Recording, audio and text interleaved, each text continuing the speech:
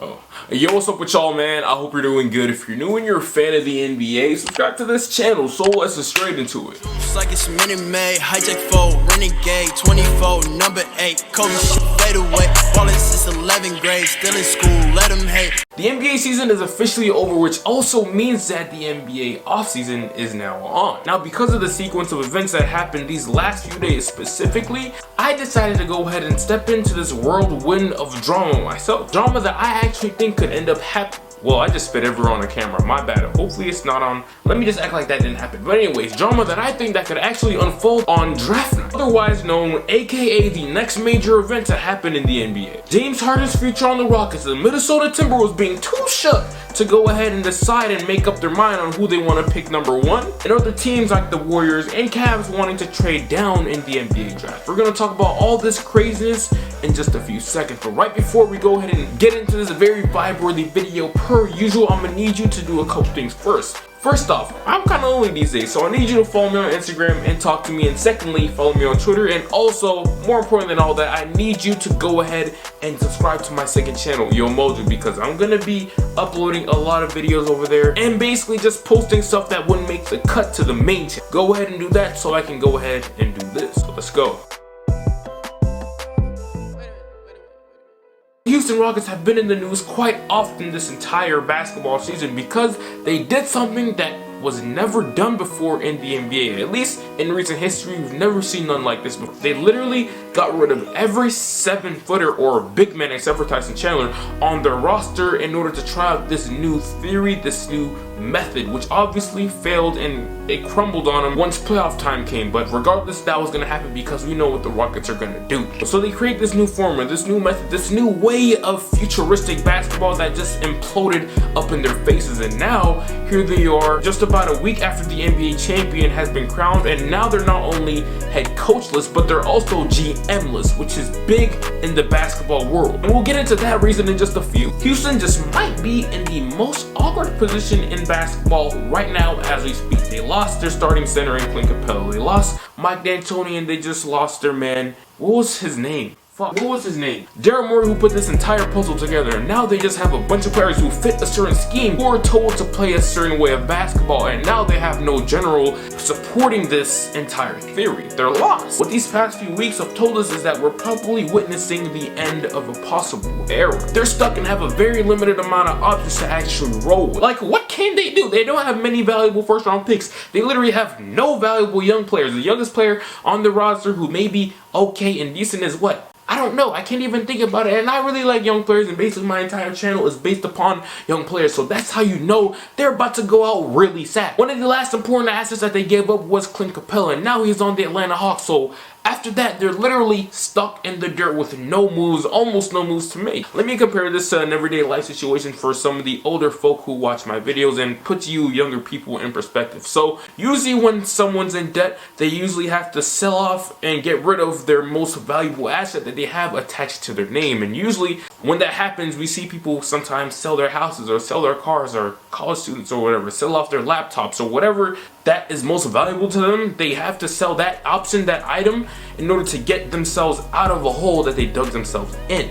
And in this case, for the Houston Rockets, they gotta sell their house. They have to sell what they've called home for a very long time. And that home, that security blanket that they call, is James Harden. Sadly, that's the truth. That's the truth. To be honest, I've been calling for this for several teams. The Houston Rockets aren't the only team who now need to get rid of, their most valuable asset, but a team like the 76ers. I always say that they need to trade Joel Embiid, and everybody's been so stingy about that. But anyways, it's an entirely different bag that I don't want to get into right now. I've gone into it before in the past, so go check it out. And that's where the Minnesota Timberwolves tie into this entire idea that I came up with literally last night. The Minnesota Timberwolves have what to some believe the most important, valuable asset this entire offseason, and that asset is the #1 overall pick. Now, I'm not gonna lie, this year's NBA draft doesn't blow many people away. There isn't no Luka Doncic, Zion Williamson, or even like a Trae Young type player in the NBA draft. Why did I say Trae Young? Because I'm a homer, bro. Leave me alone. But there isn't no clear-cut option to make someone want to lose their marbles and just say yes, regardless of what the possible side effects are. But there have been rumors about the Timberwolves coming out saying that,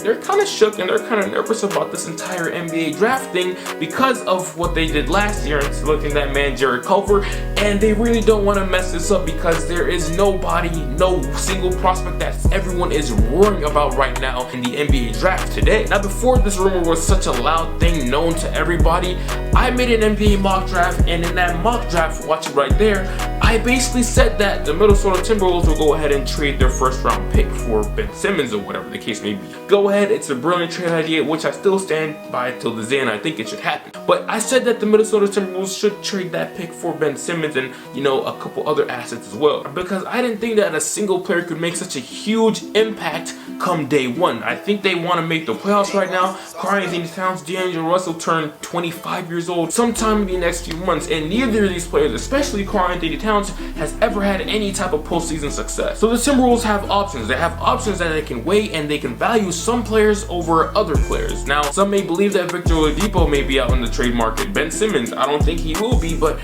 if he is in there, I'm pretty sure the Timberwolves will jump on it. But what if, hypothetical talk, James Harden fell onto the trade scene? I'm pretty sure that the Minnesota Timberwolves will drop everything and offer whatever they can to go ahead and attain a James Harden on their roster. It sounds crazy, I know, but man, if you subscribe to this channel, you should have known that I'm a crazy person. If the Timberwolves wanted to go big, why not go big and shoot for the stars and go ahead and get that star in Houston? Me and you, let's be real quick, bro. What other team can offer the Houston Rockets a better package than whatever the Minnesota Timberwolves have to offer? Nobody. There's nobody in the league looking to make a major move of some sort who's in the trade market like the Minnesota Timberwolves who can offer something greater than what they have. D'Angelo Russell, Jarrett Culver, and that #1 overall pick, and you're done.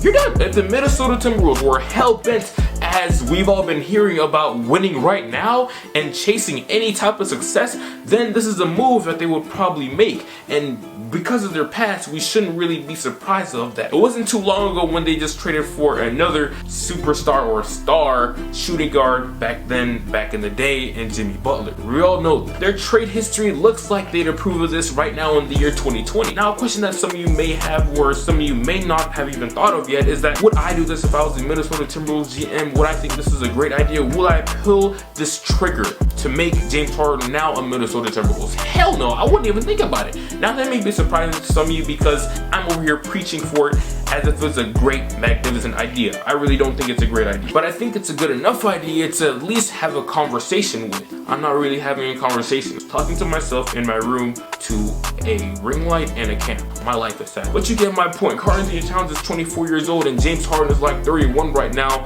maybe going on 32 sometime soon. And even though James Harden really hasn't shown any signs, true signs at least, of slowing down anytime too soon, I still wouldn't do it because you have time. Why waste time? Why try to fast forward things and skip the process? I'm an organic type of dude. I like eating organic foods. I like seeing organic things happen. And I also like seeing things grow the right way. And what the Minnesota Timberwolves should be doing right now is planning to grow the right way. Right here would just be jumping the gun and forcing the issue, which does work sometimes, but not all the time. And the last time they tried this, it kind of bit them in the butt. Now, as for the Houston Rockets, though, would I do this if this trade was brought upon my face? Well, yeah, I would do this. Only because the other option may not be the best option, the most favorable option. And when it comes to the future, it's kind of taxing to think of how dark and depressing it might be if you were to roll with what you have now.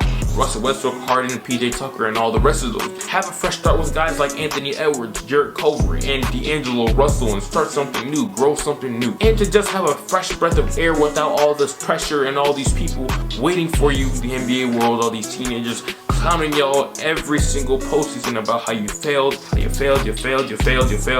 and you missed the NBA Finals. So I'm tired of it and I'm sick of it. And Houston fans, I need you guys to let me know how you feel about it. Because if something like this was to transpire, then that means you're probably for sure gonna miss the playoffs next year, and maybe the year after that, and maybe even the year after that. Who knows? But all this right here could pay off in the long run, and they'd be even glad that they did this move in the first place. Now, if they're to mess around and miss the playoffs and not land a top 4 pick, since their top 4 picks are protected next year at least, then they'd just be missing the playoffs basically for no reason and gaining nothing, which is the most depressing thing that happens to any NBA team. Have a fresh start with another 6'5" crafty left-handed point guard centered around the #1 overall pick and another good young player, or they can run this back with James Harden, Russell Westbrook, and PJ Tucker and Eric Gordon and the rest of them boys, just to go ahead and fail in the first, second round per user. I don't know. I really don't know, and that's something that I rarely ever say on this channel, because James Harden is at the peak of his prime. These next 2-3 years, he'll never be playing basketball at this high of a level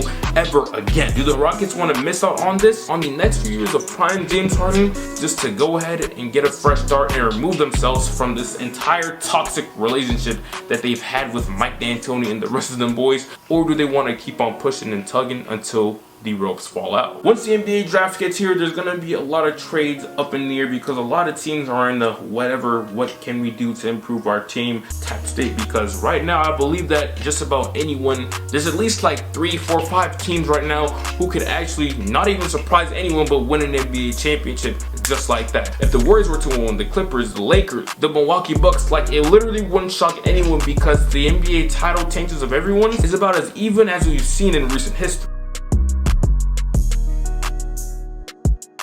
This is the end of the video though, man. I really do appreciate you for coming over here on my channel and seeing what I have to talk about today. Next video will be dropping in the next few days. Go ahead and leave a like, comment, share, and also, you know what? Yeah, also really share this video actually. I know I'll be saying it and y'all be like, yeah, I'll share it, and y'all really don't share. Share this video, and also let me know your thoughts about this down below in the comment section. And out of everything that I just said, I just really hope that you make your day great. Until then, I'll get right with you.